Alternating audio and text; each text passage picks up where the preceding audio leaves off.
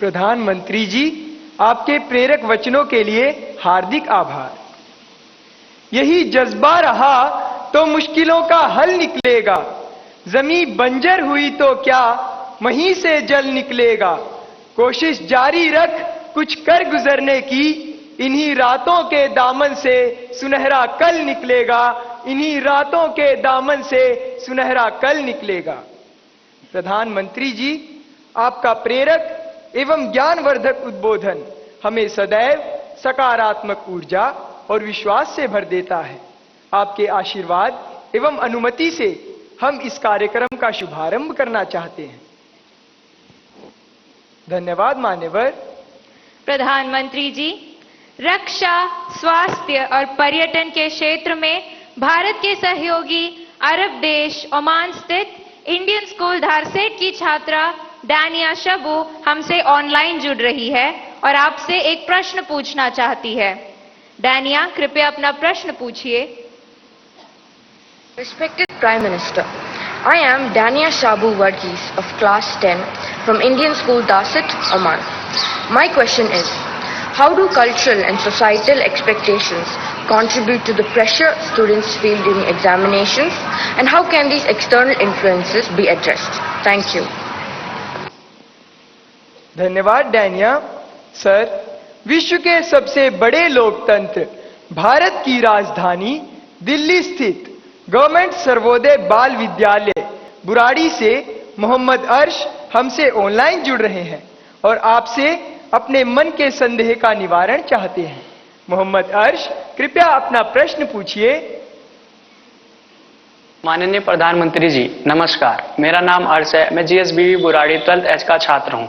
मेरा आपसे प्रश्न ये है कि हम अपने परिवेश में परीक्षाओं को लेकर नकारात्मक चर्चाओं को कैसे संबोधित कर सकते हैं, जो हमारी पढ़ाई और अच्छा प्रदर्शन करने की क्षमता को महत्वपूर्ण रूप से प्रभावित करती है।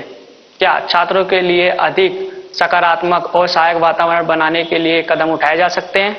धन्यवाद। Thank you Mohammad. ओमान से दानिया शबू और दिल्ली से मोहम्मद अर्श तथा हमारे जैसे अनेक विद्यार्थी समाज और आसपास के लोगों की एक्सपेक्टेशंस के प्रेशर को हैंडल नहीं कर पाते। कृपया उनका मार्गदर्शन करें।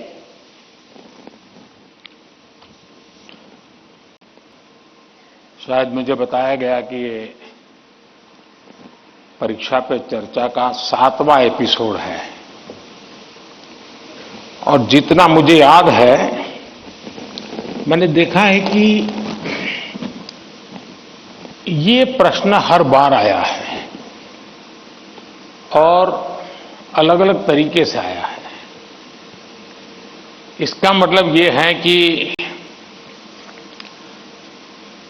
7 साल में 7 अलग अलग बैचेज इस परिस्थितियों से गुजरी है और हर नई बैच को भी इन्हीं समस्याओं का सामना करना पड़ रहा है।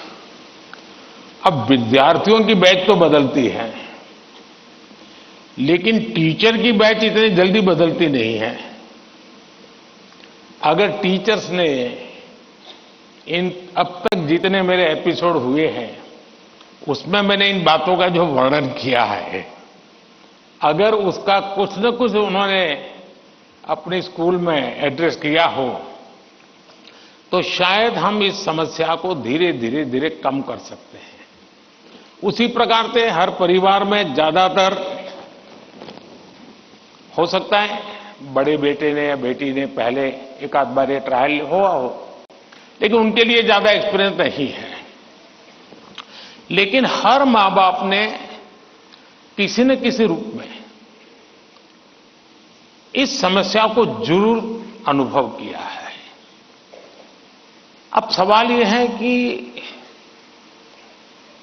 इसका समाधान क्या हो। हम ये तो नहीं कह सकते भाई स्विच ऑफ, प्रेशर बंद, ऐसा तो नहीं कर सकते। तो हमने अपने आप को एक तो किसी भी प्रकार के प्रेशर को झेलने के लिए सामर्थ्यवान बनाना चाहिए। रोते बैठना नहीं चाहिए। मान के चलना चाहिए कि जीवन में आता रहता है, दबाव बनता रहता है, तो खुद को तैयार करना पड़ता है।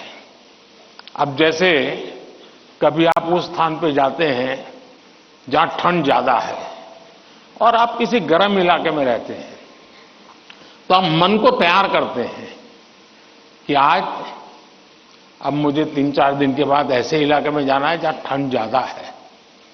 तो मन से आप तैयार करते हैं तो धीरे धीरे वे लगता है, पहुंचने के बाद कभी लगता है यार मैंने तो सोचा था उससे तो ठंड कम है, क्योंकि आपने मन से तय कर लिया है। और इसलिए आप टेम्परेचर कितना है कितना नहीं वो देखने की जरूरत नहीं पड़ती, आपका मन तैयार हो जाता है।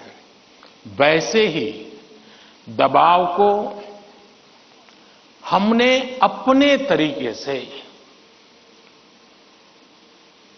मन से एक बार इस स्थिति से जीतना है, ये तो संकल्प करना होता है। दूसरा, कि जरा दबाव के प्रकार देखें।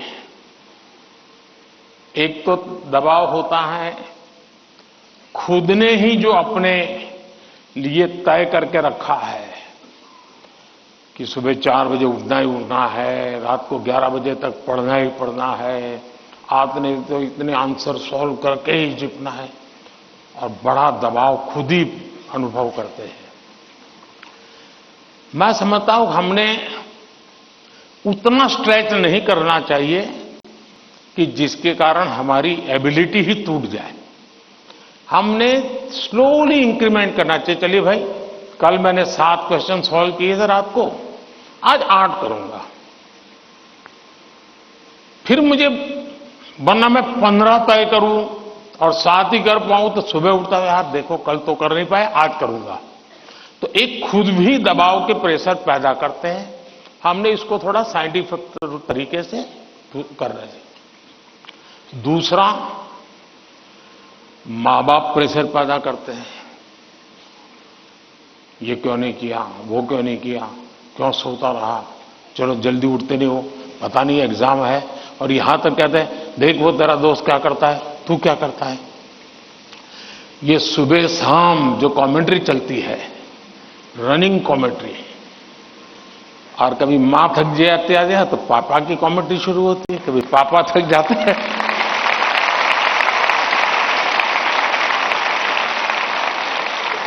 तो बड़े भाई की कमेंट्री शुरू हो जाती है, और वो अगर कम पढ़ता है तो स्कूल में टीचर की।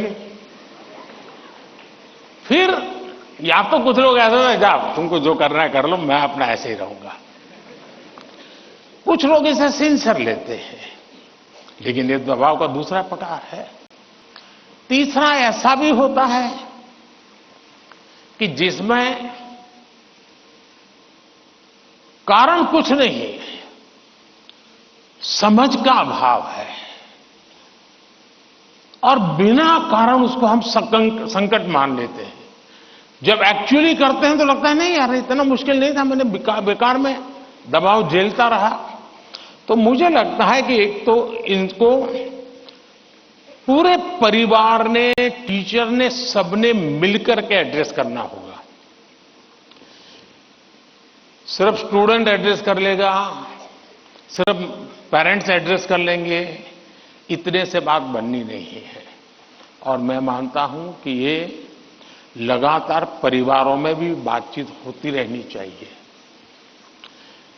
हर परिवार ऐसी स्थितियों में कैसे हैंडल करता है उसकी चर्चाएं होनी चाहिए। उसकी एक सिस्टमेटिक थियरी के बजाय हमने धीरे धीरे चीजों को इवॉल्व करना चाहिए। अगर ये इवॉल्व करते हैं तो मुझे पक्का विश्वास है कि हम इन चीजों से बाहर निकल के आते हैं। धन्यवाद।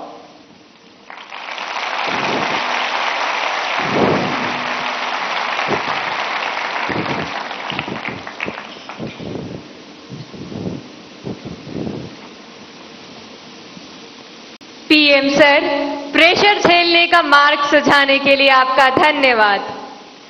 जैसे ही घड़ी का काटा दोपहर 2:30 पे आए, बबीता जी का दिल सास बहू साजिश के लिए मचल जाए। और ये है इनकी बहू, पूरे दिन ऑफिस की टेंशन हो जाए गॉन जब ये करें अपना फेवरेट शो फ्री टाइम पे ऑन।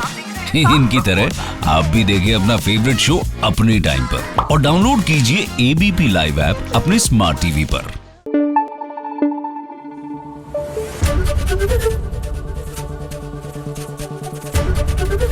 एबीपी न्यूज आपको रखे आगे।